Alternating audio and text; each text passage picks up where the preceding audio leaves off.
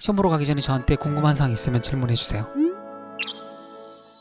파트별로 시간 얼마나 써야 하나요? RC 시간 단축 꿀팁 알려주세요. 파트 5, 6 몇 문제? 46문제 8, 7은 54개 문제 이렇게 해서 100개 문제인데 시간은 17분 마킹까지 포함해서 8, 7, 54문제는 57분 이렇게 하면 1분 정도 남는데 그건 어떻게 될지 모르니까 반드시 마킹 포함한 시간이라는 거. 그럼 마킹을 어떻게 해야 되냐? 몰아서 절대로 하지 마요. 쌤 제 스타일이요. 난 내 스타일이 있어요. 안 된다니까. 전문가가 지금 얘기를 하는 거예요. 이걸 100문제를 한꺼번에 하잖아. 중간에 실수 있으면 고칠 시간이 없으면 어떡해. 밀렸었어. 그걸 나중에 알게 됐어. 어디서부터 내가 밀렸었더라. 막 확인을 해. 그 시험 망한 거라니까. 세븐을 맨 마지막에 푸는 경우가 많잖아요. RC는 종료 시간이 막 다가오면 심장이 너무 빨리 뛰고 잘 안 읽혀. 그냥 하얀 바탕에 검은 글자가 둥둥 떠다니는 느낌이야. 마킹에 대한 압박까지 있으면 내용이 파악이 안 된다니까.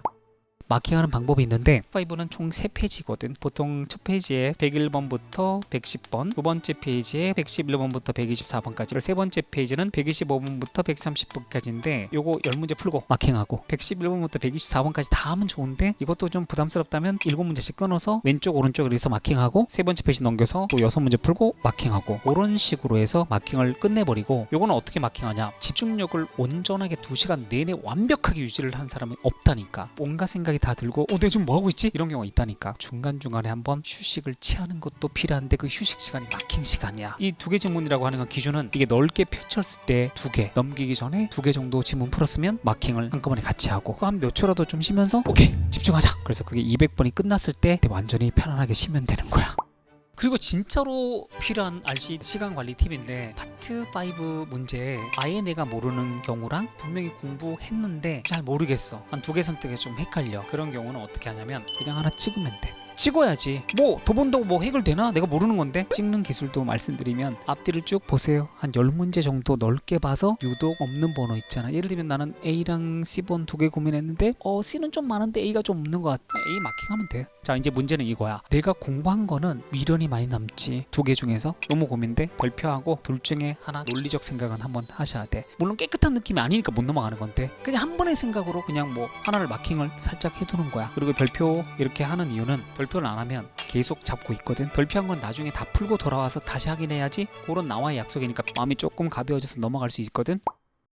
제가 넘어가라고 한 이유가 우리 뇌는 뉴런하고 시냅스의 조합으로 여기에 저장된 그 수많은 정보가 불러와지는 건데 내가 고민을 하는 건 길을 잘못 들어선 거야. 아니면 접근 방법 자체를 잘못되었거나 내가 알고 있는 정보 내에서의 문제라면 나중에 생각이 날 수도 있다니까. 제가 쉽게 얘기를 하면 길 가다가 우연히 친구를 만났는데 완전 친한 건 아닌데 오랜만에 봤는데 이름이 생각이 안 나는 거야. 10분 정도 얘기를 하다가 이제 헤어졌는데 버스나 지하철 탔는데 친구 이름이 갑자기 생각날 수도 있어. 이런 경우 그 수많은 정보가 막 입력되면서 내가 막 활성화되면서 토익화된 거야. 그래서 독해를 다 풀다가 돌아오면 내가 아까 접근 못했던 그게 막 생각날 수도 있어. 배경식도 막 활성화되고. 이런 문제는 넘겼다가 다시 보는 게 더 유리하다는 거. 그렇게 하면 시간 관리가 훨씬 더 쉬워요. 그래서 마인드 자체를 특정 몇 개 문제 가지고 너무 많은 시간을 뺏기지 말자. 명심하세요. 시험 전 RC는 어떤 것들을 복습하고 가면 좋을까요? 토익은 반복 출제된 게 많으니까 기존 출제되었던 어휘들 정리된 것들이 있으면 무조건 다시 재차 확인. 문법은 까지 이렇게 찍어주면 빈출 문법이 있고 아닌 게 있잖아요. 가장 빈출이 뭘까? 품사, 자리. 품사 어용 문제가 파트 5 30문제 중에서 최소한 3-4개에서 많게는 뭐 대여섯 개 나온단 말이야. 각각의 명사나 형용사나 부사나 이런 자리 정리하는 거 꼭 한번 해주고, 접속사 중에서도 부사절 접속사 진짜 빈도 높거든. 가장 최근 회차도 부사절 접속사, 전치사, 접속부사 관련된 문제가 파트 5, 6 다 합치면 7, 8개 문제야. 매 회차마다. 그러니까 그 부분 진짜 열심히 공부해야지. 품사, 어형, 자리 정리하고 부사절 접속사 파트 이것만 해도 10문제 넘어가니까 그럼 무조건 하루 전날 꼭 하기를 강력 추천합니다.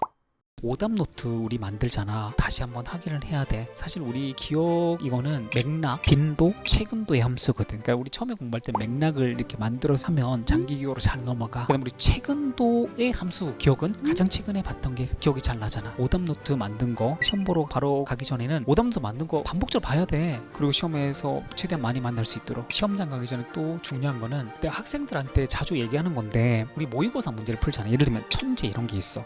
파트 5, 6만 본다고 하면 문제랑 해설지를 같이 펼쳐놓고 문제 하나 읽고 해설지 읽고 최대한 많이 노출시키는 거야. 무조건 공부했던 자료 새로운 거 하면 또 한 번 담으면서 또 흘러내리고 뭐 빠져나가고 하면 또 시험장에서 기억 안 날 수도 있고 하니까 내가 공부했던 모의고사 문제집 똑같은 자료를 한 3번 정도 시험장에서 너무 익숙한 느낌이 드니까 속도도 빨라지는 거야. 그런 식으로 또 공부를 하는 것도 추천합니다. 파트 7도 한 세트 정도는 시간 내에 54개 문제를 57분에 마킹까지 하는 연습을 좀 했으면 좋겠어요. 늘 변수는 되게 많을 건데 그러니까 시간 관리를 한번 하고 가는 게 아무래도 실제 시험장에서 도움이 많이 되니까 그런 거 꼭 지켜줬으면 좋겠습니다. 시험 시뮬레이션 해주세요. 나는 그냥 시험 이틀 전부터 준비를 해야 된다고 생각하는 사람이에요. 이 토익 공부를 하다 보면 밤에 집중이 좀 잘 되니까 많은 학생분들이 1시, 2시 또 심지어 뭐 어떤 학생들은 4시까지 숙제하고 잠 3시간 자고 나왔다고 막 이런 얘기를 해요. 물론 열심히 하는 그 과정 속에서는 그럴 수 있지. 나 충분히 너무 응원하고 괜찮은데 시험 보기 한 이틀 전부터는 무조건 12시 전에 자는 거 해야 돼요. 잠이 충분치 않으면 내가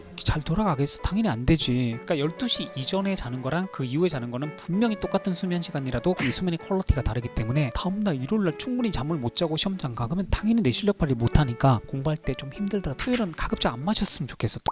일요일 아침이 딱 띄어서 괜찮은 것 같아? 그래도 찬물 샤워 권합니다. 이 찬물 샤워를 하게 되면 각성이 돼. 정신이 깬다니까? 한 몇 시간 지속 효과도 있고 하니까 토익 시험 말고도 마찬가지야. 집중력이 필요한 어떤 일을 할 때 찬물 샤워 한번 해보세요. 진짜 너무너무 좋아. 최소한 한 3분 정도 이렇게 이제 내 몸을 좀 깨우는 걸로 겨울이라도 두려워하지 말고 한번 해봐요. 통쾌락 저울이라는 게 있어. 너무 괴롭지? 근데 그 괴로움이 시험 볼 때 집중력으로 보상받는다니까? 저는 뭐 개인적으로는 시험 보러 가기 전에 나는 사우나를 가. 이 위에 떨어지는 거 있잖아. 한 5분 정도 맞아. 에너지가 막 충만해서 시험장에 뛰어갈 것 같아. 그런 기분을 지금 전달하는 거야. 그 커피 마시는 사람은 에스프레소 샷 2개 정도 난 심할 때는 3개에서 5개까지 내려간 적이 있어. 나 옛날에 3시 반까지 못 잔 적도 있어요. 내 몸을 최적대로 끌어올려야 되니까 컨디션을 카페인의 힘을 좀 빌리고 이렇게 하는데 에스프레소 얘기를 한 거는 이뇨작용 때문에 화장실 갈 수도 있고 하니까 에스프레소가 좀 좋더라고. 에스프레소 샷 한 몇 잔 이렇게 내려서 가져가는 것도 추천합니다.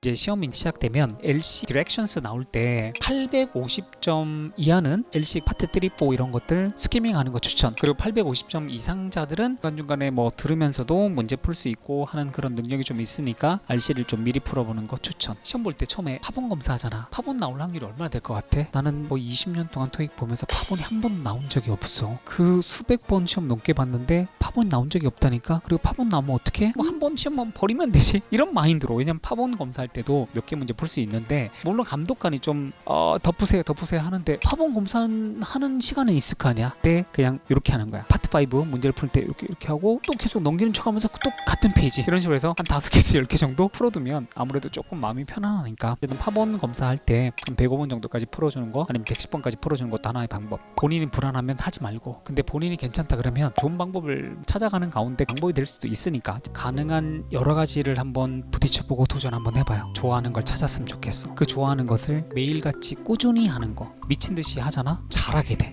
잘하면 어떻게 돼? 자신감이 붙어. 즐겁다니까? 그 얘기를 꼭 해주고 싶어요.